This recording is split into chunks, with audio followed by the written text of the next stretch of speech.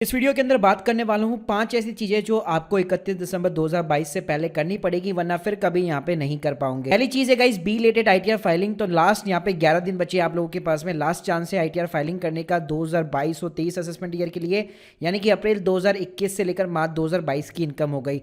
Benefits की बात करो बी लेटेड रिटर्न के अंदर, तो आप यहाँ पे अपना टीडीएस का अगर आपका रिफंड बन रहा है तो आप यहाँ पे क्लेम कर सकते हैं। प्लस अगर आप 2023 के अंदर कोई भी होम लोन की प्लानिंग कर रहे हैं, कार लोन की प्लानिंग कर रहे हैं, वीजा प्लान कर रहे हैं या कोई भी ऑफिशियल पर्पस है, तो हर जगह यहाँ पे मिनिमम 2 साल की इनकम टैक्स रिटर्न यहाँ पे चाहिए होती है। तो अगर आपकी इस साल यहाँ पे अगर आपने 22-23 की फाइल नहीं की तो फिर नहीं कर पाओगे।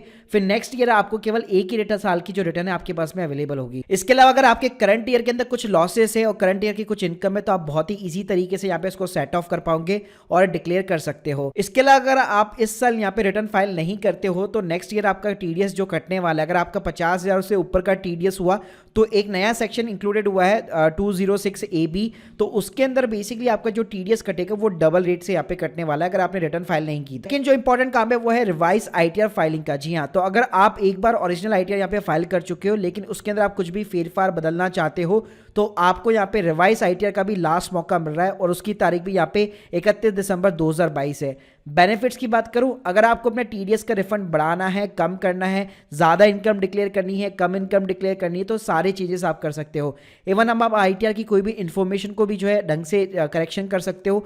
साथ में अगर आपकी ओरिजिनल रिटर्न के ऊपर आउटस्टैंडिंग डिमांड वगैरह कुछ रेज हो रखा है और आप चाहते हो उसके अगेंस्ट में कोई भी रिवाइज रिटर्न का रिस्पॉन्स करना, तो वो भी आप कर सकते हो। अगर अभी तक आपका रिफंड भी यहाँ पे इशू नहीं हो रखा है कोई भी मिस्टेक की वजह से, तो भी उस केस में भी आप यहाँ पे रिवाइज रिटर्न फाइल कर सकते हो। इसके अलावा इस तीसरा काम है verification of the ITR file. अगर आपने आईटीआर केवल फाइल करके छोड़ दी थी, कोई भी ई वेरिफिकेशन नहीं किया था, तो देखिए अगर आपने 31 जुलाई के बाद में फाइल की थी तो आपको 30 दिनों का टाइम मिला होगा, उसके बाद में आपकी आईटीआर इनवैलिड यहाँ पे मान ली जाती है। तो लेट सपोज कोई भी रीजन हो सकता है, मान लीजिए आपका आधार कार्ड लिंक नहीं था पैन कार्ड के साथ में, तो आपको ओटीपी वगैरह रिसीव नहीं हुआ है, तो अगर अभी तक आपने अपनी आईटीआर को जो है वेरीफाई नहीं किया है तो ईवीसी या फिर स्पीड पोस्ट के थ्रू यहाँ पे आप वेरीफाई वगैरह कर सकते हो, वरना सिंपली यहाँ पे एक रिवाइज रिटर्न फाइल कर दो और उसको ई वेरीफाई करवा दो। इसके अलावा इस चौथी चीज है इन्वेस्टमेंट का डिक्लेरेशन। तो देखिए इसके लिए वैसे ड्यू डेट तो नहीं है, लेकिन आपको टैक्स प्लानिंग पहले से यहाँ पे कर लेनी चाहिए क्योंकि आपका एम्प्लॉयर जल्दी आपसे इन्वेस्टमेंट की सारी डिक्लेरेशन यहाँ पे मांगने वाला है, क्योंकि आपका टीडीएस जो है बेसिकली यहाँ पे फाइनलाइज होगा कि इस साल आपका क्या टीडीएस कटेगा।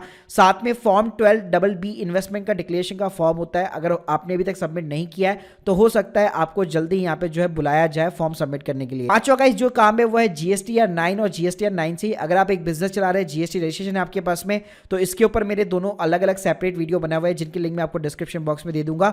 इसकी भी जो लास्ट डेट है वो 31 दिसंबर 2022 है, उसके बाद में भी आप फाइल कर सकते हैं, लेकिन आफ्टर 31 दिसंबर आपकी यहाँ पे लेट फीस जो है एप्लीकेबल हो जाएगी। तो गाइस ये थे यहाँ पे 5 काम जो यहाँ पे आपको 31 दिसंबर 2022 से पहले करने हैं, और बी लेटेड के ऊपर रिवाइज के ऊपर मैं सेपरेट वीडियो ऑलरेडी यहाँ पे बना चुका हूँ, इनकी लिंक भी मैं आपको डिस्क्रिप्शन बॉक्स में प्रोवाइड कर दूंगा।